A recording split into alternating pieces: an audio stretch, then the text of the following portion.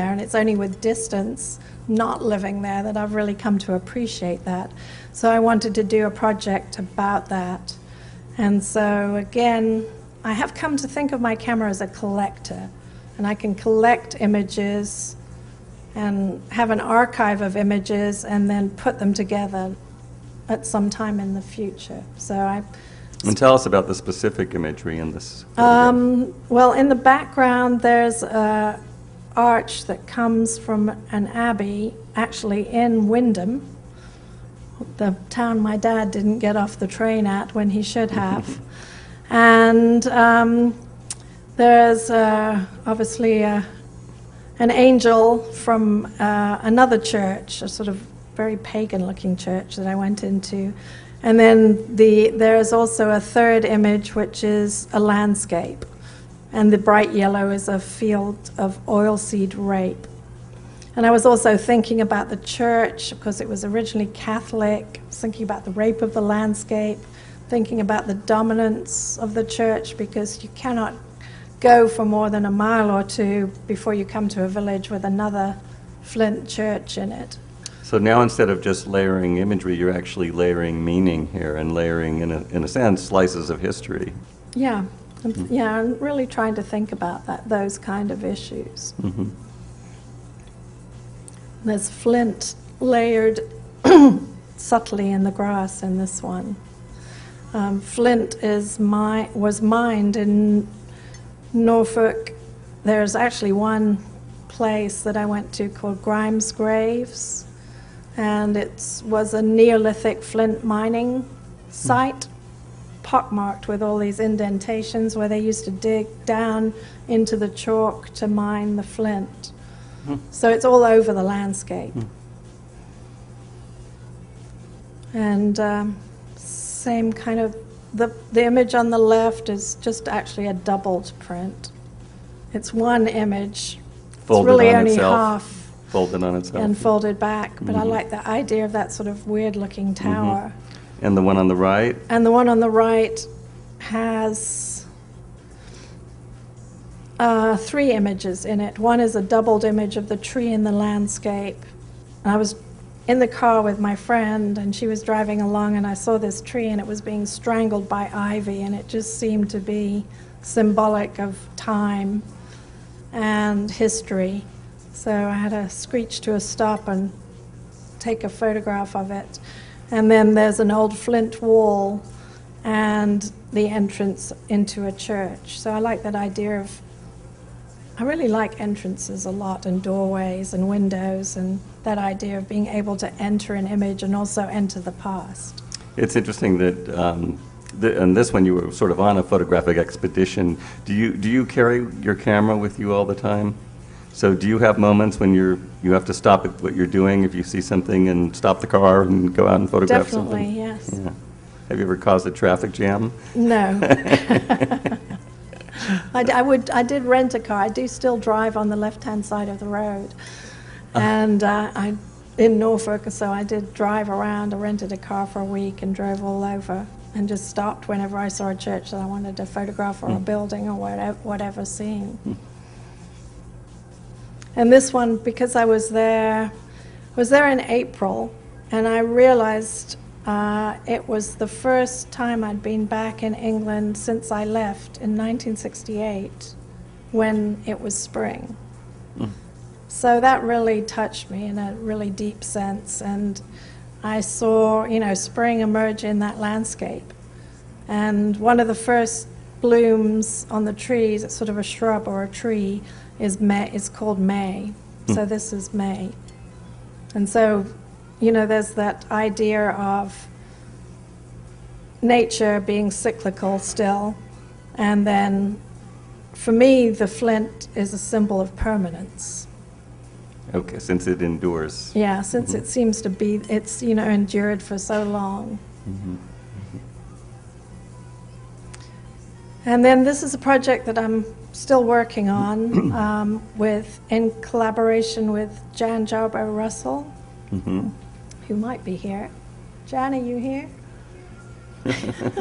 Tell us about the project. And we're doing a project called Dreams in Motion. and we are asking women to share a dream with us and to move or dance or act out their dream.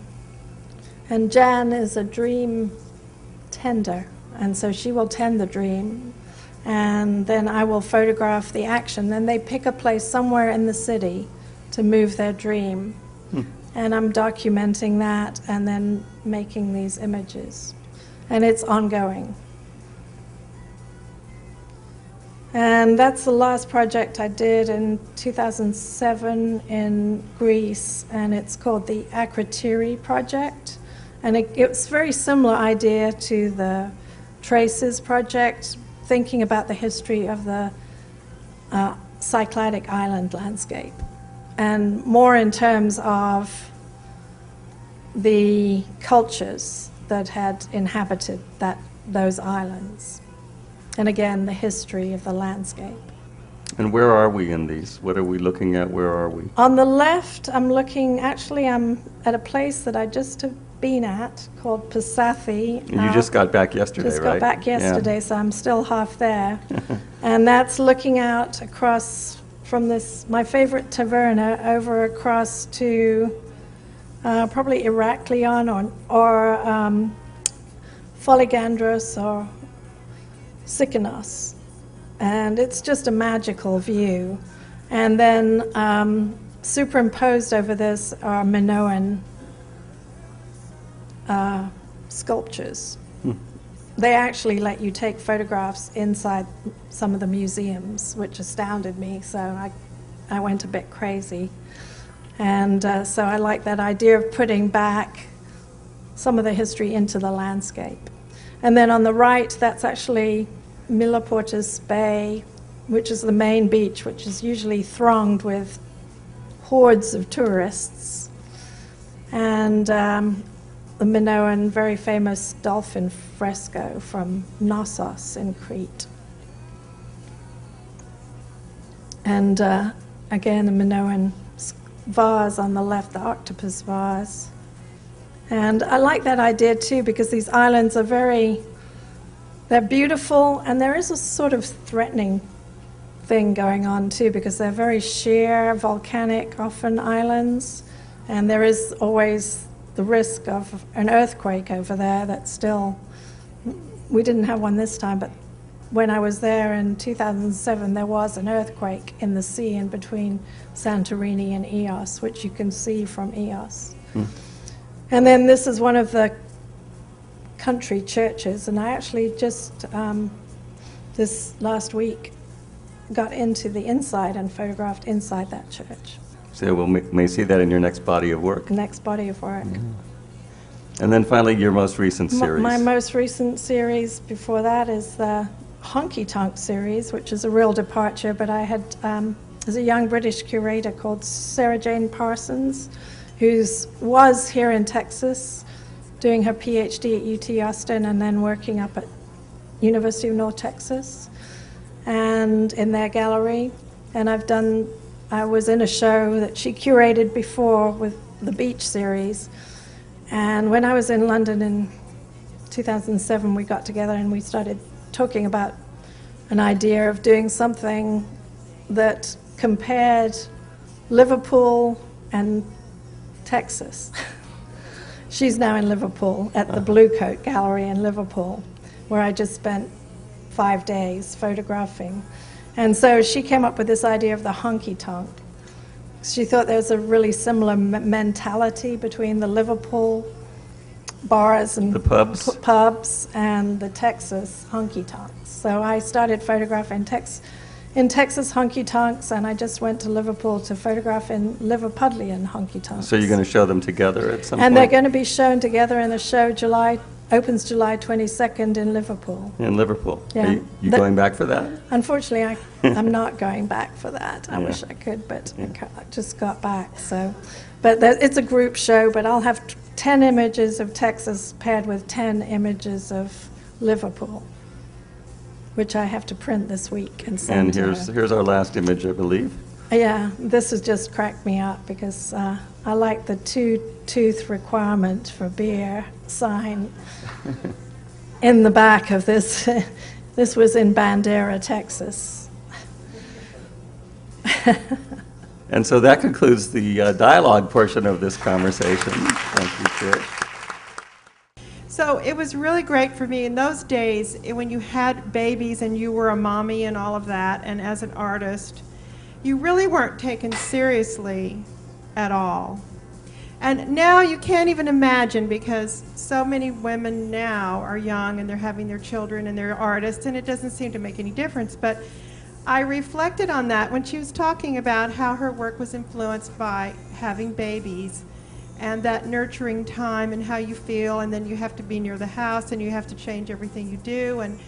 And I don't know, it just made me really think about that time in my life when, you know, no one took us seriously. And so to look at her body of work now and to think that that was, you know, a reflection on what she was doing at the time, I don't know, it was really meaningful to me. So I just Is there a question in there, Betty? No. No, you can think up one probably, David. It was just really wonderful to see all of her work together in one place, you know, after knowing her in this all through these years and everything. So I just wanted to sort of talk about those issues. And, Thanks, Betty. yeah. So how do you feel about Betty's comment? Well, I think, you Yeah. know, it was good for me to go back to the still life because it opened up a whole new avenue of work.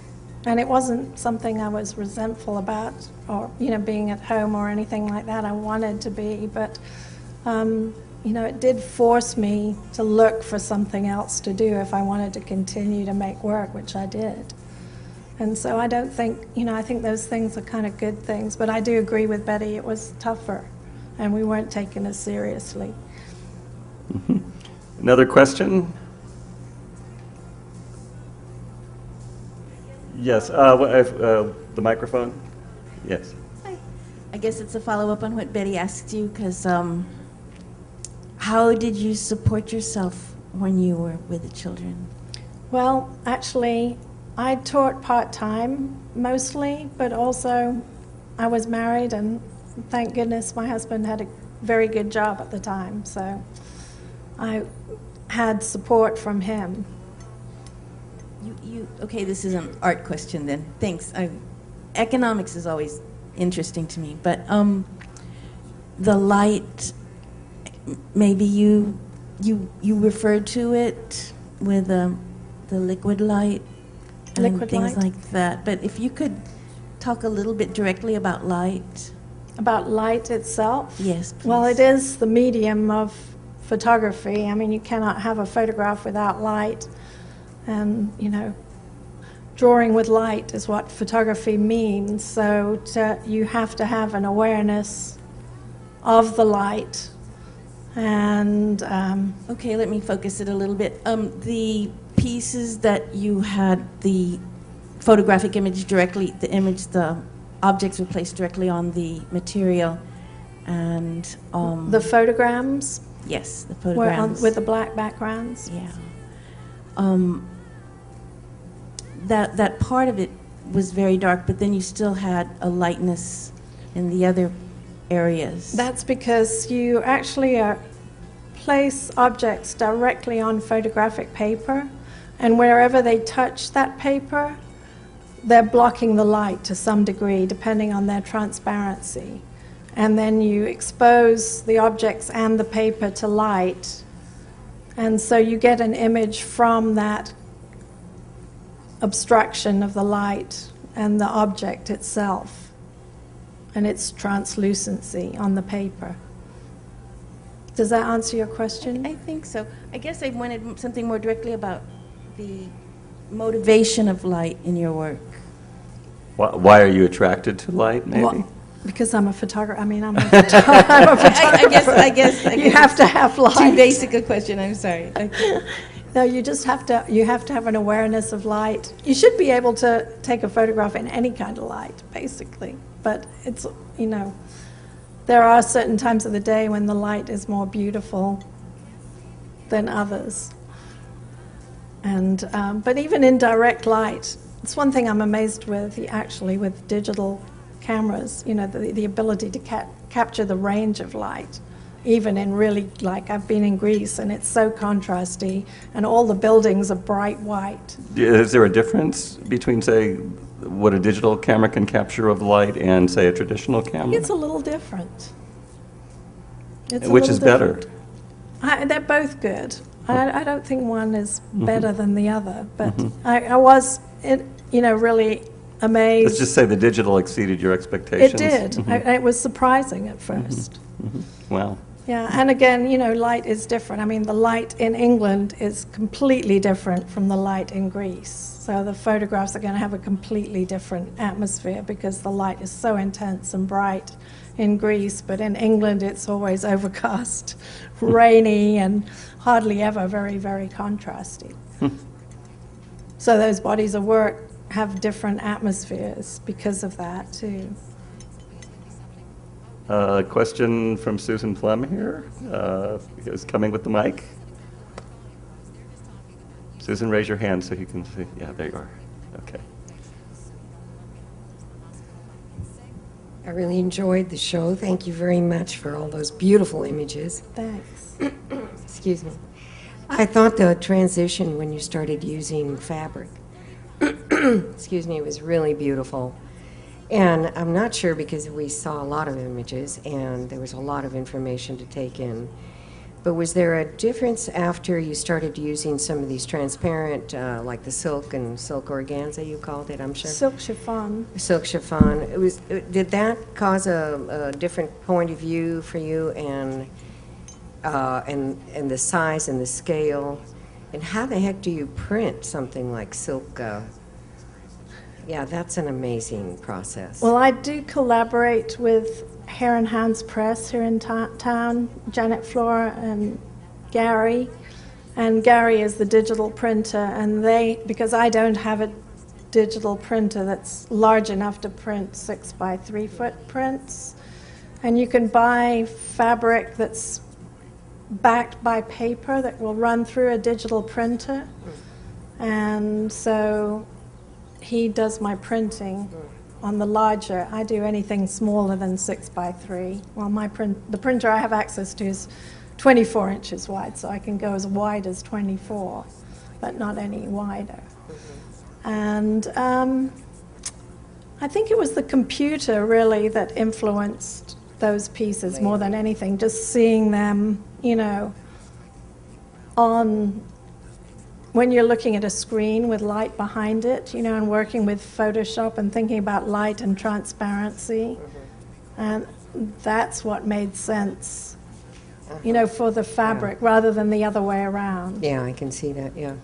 Because it's subtle and so absolutely beautiful what happened with And I like to hang those in front of windows, so they do have light passing through them too. Yeah, that was the other thing I was going to ask is how do you deal with hanging them? I just put a rod at the top and a rod at the bottom, and they're very simple to hang. Any more questions? Yes, here up front. Wait for the mic, please. Okay.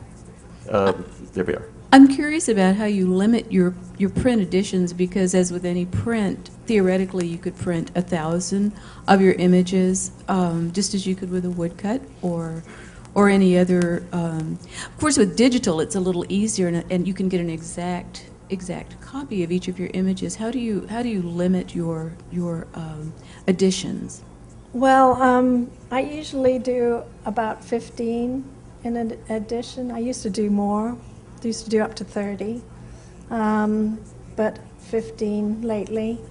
And on the other images, a lot of them, the hand-colored ones, those are single images. I mean, they really are more like a painting in a way, because I really was never interested in doing mass productions of those. I'm still not really. I mean, I'm always thinking about the next image rather than doing huge editions or anything. Question in the back there.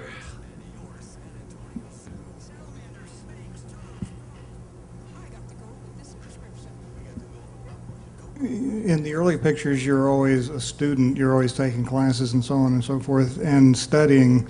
the art, which of course you obviously had to do, but then all of a sudden in the mid-'80s you're a teacher. What drew you to that besides making a few extra bucks? And what can you imagine yourself being the artist that you are today without having been a teacher? That's a good question. I was actually in a class at UTSA, and we had a visiting teacher, John McConkey, who was teaching at the time at the Southwest School of Art and Craft. And he saw some of my beach photos, I think, and he asked me if I would teach classes at the craft center. So that was my first teaching job. And I enjoy teaching. I really like it. I like the interaction with the students. I really enjoy the students. They inspire me. And I don't know that I don't think I would be here without, where I am today without having been a teacher, because it does make you look back at the history, and you look, and you're always trying, I am always trying to help my students, especially with references to other photographers or even artists whose work might inspire them. So you're always trying to think about those kinds of things and looking at new work and trying to keep up with things. So certainly, for me, it's been really rich, and I enjoy it. Oh, we've got more questions in the back, okay. I can remember a time when beauty was a word that we just couldn't use. And I know Trish worked through that time making beautiful things. And I thought maybe you might speak to that, because that was a pretty awful time for I do people remember who were... that, when it was really a sort of something you didn't really want to speak about, but I've always been interested in beauty. And it's just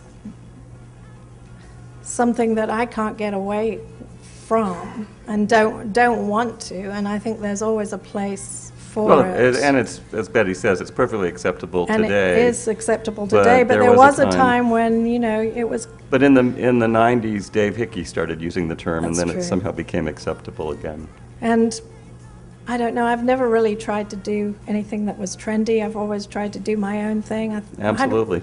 I had one curator say, I've never known quite what to do with your work, Trish, because it doesn't fit anywhere. And I've always wondered if I'm not more European than I am, and here I am in Texas. And Well, I think some of the work that is the most enduring and the most interesting is the work that doesn't fit into, isn't that easy to pigeonhole. And I think you have to do what you feel. Absolutely. Sincerely. And that's what I also try to teach my students, is because you can't jump on a bandwagon that's already... You have to be true to yourself. Yeah, you have to be true to yourself, because otherwise you won't be able to sustain that work. So it has to be something that you can really, that comes from within, I think. Mm-hmm. We got another question in the back. Lee? Just out of curiosity, when you run across people that are, let's say, uninitiated in your art, and they show a vague interest, but they have no, let's say, background in it, what do you tell them that maybe you find inspires them to dig deeper? That's a good question. I don't know. I just try to explain what I do, and I don't know. It would depend on the person, I guess, and what they were interested in, and what they were looking at, and I would just try to tell them some of the history of the work and what my intent was. Perhaps a little more detail than we heard tonight about the specifics. Yeah. Mm-hmm. One last question. Okay, John Keaty has a question. There is a student here. Former student. Former student. Now artist. Well, I learned to shoot with film, thanks in no small part to your beginning photography class, but a lot of my friends who are also photographers have learned to shoot digitally, and when shooting are much more promiscuous with their images, and whereas I, more often than not, will compose and then shoot, they tend to start shooting and compose and tweak as they go. And I was wondering if you could speak to how your shooting process has changed in your transition from film to digital. I definitely shoot more digitally. It's just, faster and easier to capture images. So definitely making the switch from 35 to digital made me more prolific, I would say. But I think that training of how you shoot, for me, came from,